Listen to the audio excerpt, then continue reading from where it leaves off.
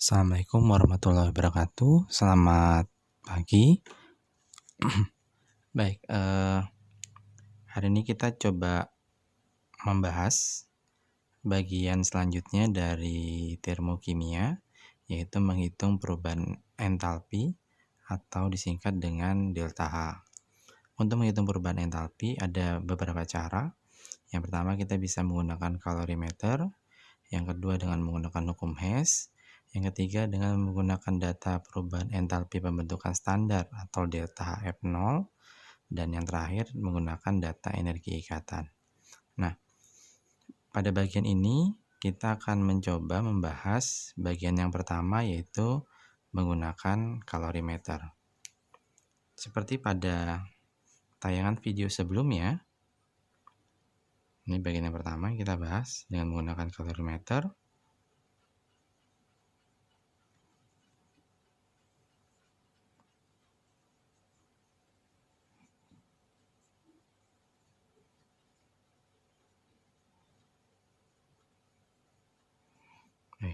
Pada video sebelumnya ada percobaan sederhana yang dilakukan oleh sekelompok siswa. Mereka menggunakan dua larutan, yaitu natrium hidroksida atau NaOH, konsentrasinya 1 molar dengan volume sebanyak 50 ml. Kemudian larutan kedua adalah asam klorida atau HCl, konsentrasinya sama 1 molar, volumenya pun sama-sama 50 ml. Nah, pada saat mereka melakukan percobaan ini, mereka menghitung suhu. Suhu yang terdata itu menandakan panas. Sehingga pada percobaan dengan menggunakan kalorimeter, penentuan delta H-nya ini berdasarkan panas atau Ki atau kalor. Ya. Nah, untuk menentukan Ki ini itu ada rumusnya, yaitu ada Ki sistem ditambah dengan Ki larutan ditambah dengan Ki kalorimeter. Ya, ini Ki sistem, ini larutan, ini kalorimeter. Nilai dari Ki tadi di sini harus 0. Ini harus 0. Nah, untuk kalorimeter yang baik, maka kalorimeter itu tidak boleh ikut menyerap panas dari reaksi yang terjadi. Karena Ki kalorimeter ini tidak boleh menyerap panas, maka nilai Ki-nya itu harus 0. Gitu ya. Jadi dia tidak mempengaruhi proses pada reaksi yang ada. Sehingga yang tertinggal di sini berarti tinggal Ki sistem ditambah dengan Ki larutan. Nilainya sama dengan 0. Kalau Ki larutannya saya pindah ruas, maka nanti Ki sistem itu sama dengan negatif dari Ki larutan. Nah, nanti di sini kita bisa cari dari Ki larutannya. Untuk mencari nilai Ki larutan, itu rumusnya adalah massa larutan, kita kali dengan kalor jenisnya, kita kali dengan delta T, suhu, perubahan suhunya tadi. Karena dalam proses ini nanti ada perubahan suhu kalau Anda ingat dari video sebelumnya. Ini massa larutan, ini kalor jenisnya, ini perubahan suhunya. Nah, pada video sebelumnya, pada saat ini direaksikan, suhu awalnya, pada saat mereka setelah dicampur, itu diperoleh data 35 derajat Celcius.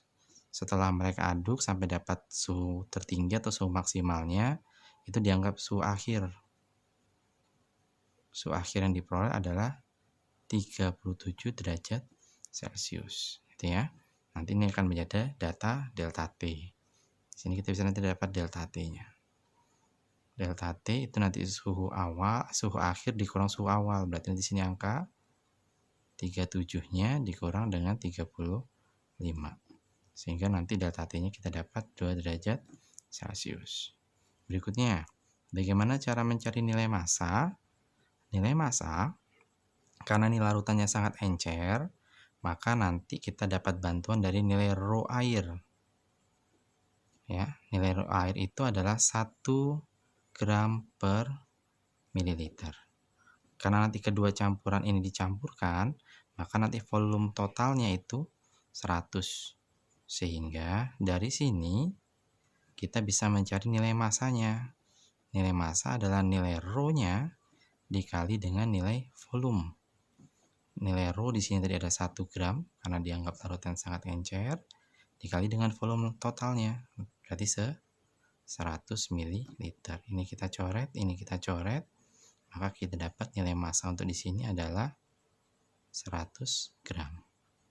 Sedangkan nilai C-nya, kalor jenisnya, karena tadi kita anggap ini adalah larutan sangat encer, sehingga kita menggunakan air, maka di sini pun menggunakan C air. Nilainya itu 4,18. Kita bulatkan saja menjadi 4,2.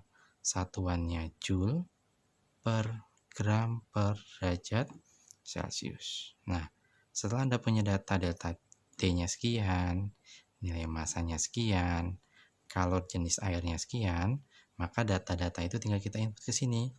Di sini tadi ada 100 gram, ini ada 4,2 joule per gram per derajat Celcius dikali 2 derajat Celcius. Satuan gramnya hilang, satuan Celciusnya hilang. Ini 100 sehingga sisanya 4,2 dikali 2. Sehingga kita dapat angka 840 joule. Biasanya dalam menentukan delta H itu satuannya adalah kilojoule, maka ini harus saya bagi 1000 untuk merubah dari joule ke kilojoule. Karena saya bagi 1000 maka dapatnya 0,84 kilojoule. Ya. Nah, tetapi dalam menghitung delta H biasanya kita harus dalam bentuk per molnya. Nah, untuk mengetahui nilai per molnya, kita harus mereaksikan ini dulu. Kalau NaOH ditambah HCl, itu berapa molaritas atau nilai mol yang diperoleh dari campuran keduanya. Oke. Coba di kertas yang berbeda, tadi kita dapat angka 0,84. Ya. Sekarang kita coba reaksikan.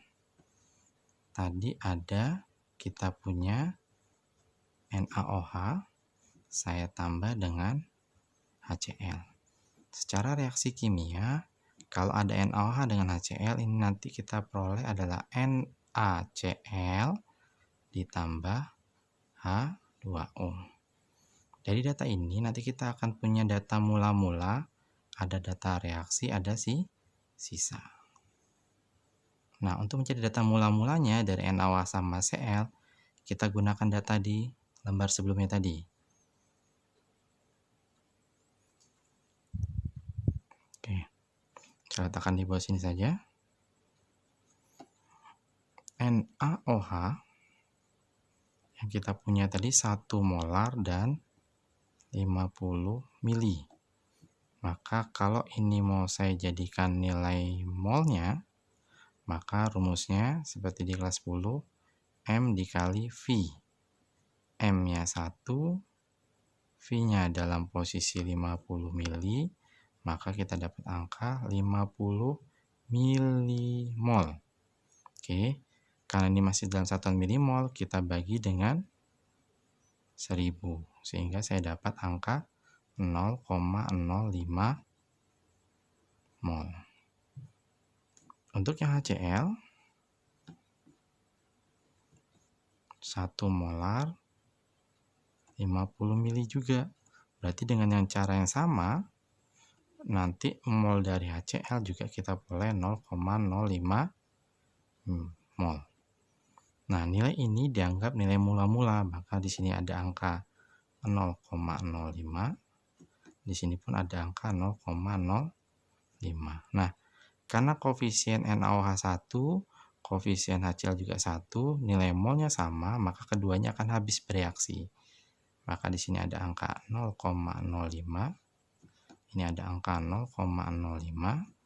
Ini ada angka 0,05. Jadi angka ini kita ambil dari nilai koefisiennya, sehingga sama semua di sini ada angka 0,05.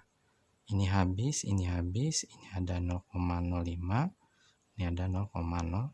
Nah, yang dipakai adalah ini, karena larutan tadi. Air kan yang kita pakai, yang kita hitung tadi. Nah, tadi kita dapat nilai Q sistemnya itu negatif 0,84 kilojoule atau Q larutannya, bisa juga seperti itu. Nah, karena harus dalam bentuk satuan mol, maka nilai ini negatif 0,84 kilojoule harus saya bagi dengan nilai molnya tadi.